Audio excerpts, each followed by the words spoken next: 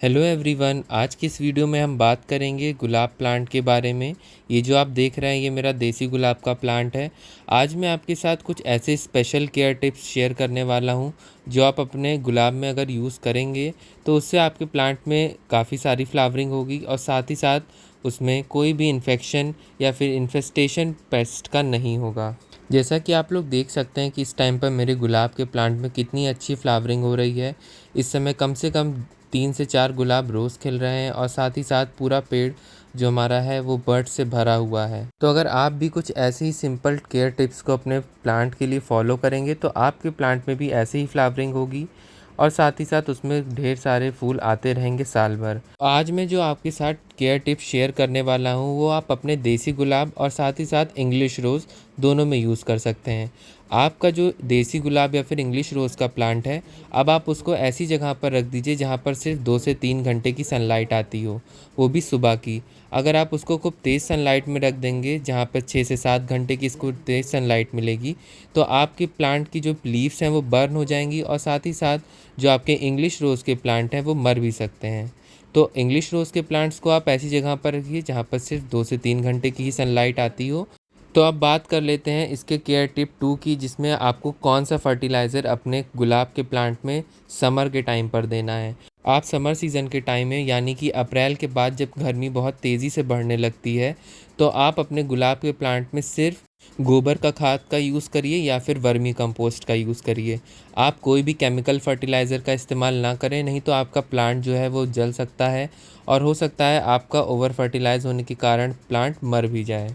जो काऊ डंग कंपोस्ट होता है उसमें नाइट्रोजन, माइक्रो मैक्रो न्यूट्रिएंट्स वो सभी भरपूर मात्रा में होते हैं जो कि हमारे प्लांट में फ्लावरिंग, ब्लूमिंग और साथ ही साथ उसके फोलिएज को मेंटेन करने के लिए सफिशिएंट होता है। जो हमारा गुलाब का प्लांट होता है स्पेशली देसी गुलाब का, उसको एसिडिक सॉइल काफ़ी पसंद होती है। तो जो हमारे गोबर की खाद होती है उसमें काफ़ी अच्छे अमाउंट में एसिडिटी प्रेजेंट होती है जो कि हमारे प्लांट के पीएच लेवल को मेंटेन करती है, यानी कि हमारे प्लांट के सॉइल के पीएच लेवल को वो मेंटेन रखती है। तो इससे हमारे प्लांट में जो फ्लावरिंग होगी उसका कलर भी ब्राइट होगा और साथ ही साथ हमारा प्लांट की ग्रोथ भी अच्छी होती है।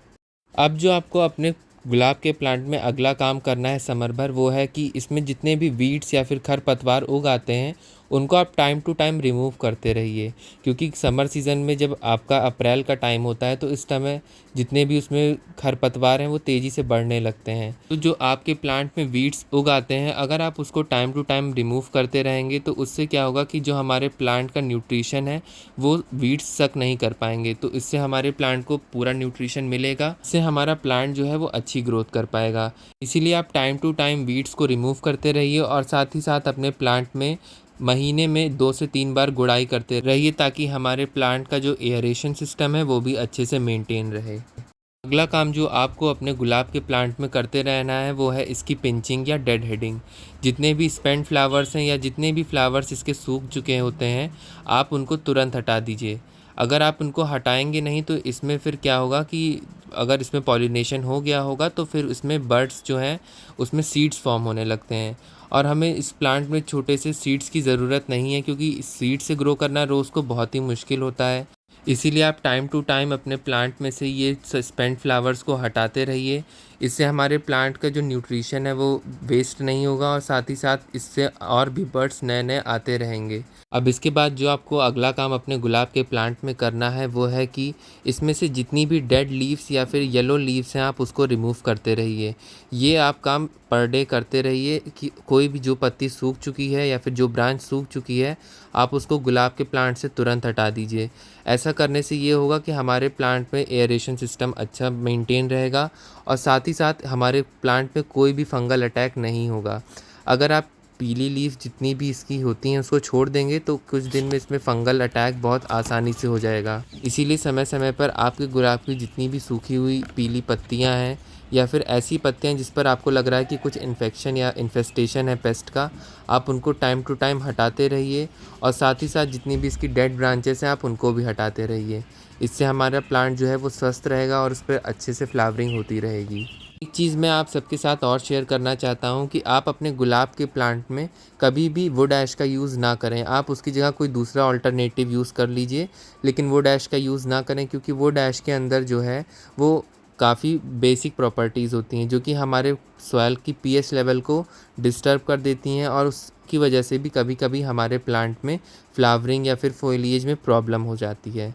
स्टेप जो आपको अपने गुलाब के प्लांट में ज़रूर करना है हफ्ते में एक बार कम से कम, वो है कि आप अपने गुलाब के प्लांट को अच्छे से नहला दीजिए।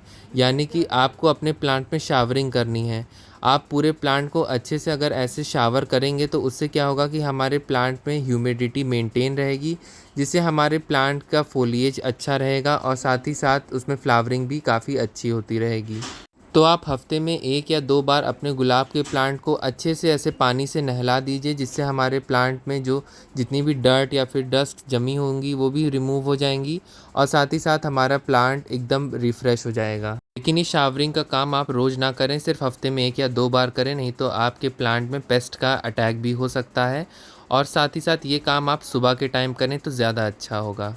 तो अगर आपको ये वीडियो अच्छी लगी हो तो please do like, comment, share and subscribe to my channel. Plant related query के लिए आप हमसे कमेंट सेक्शन में पूछ सकते हैं। आप हमसे फेसबुक पर भी कनेक्ट हो सकते हैं। तब तक के लिए बाय बाय, मिलते हैं नेक्स्ट वीडियो में।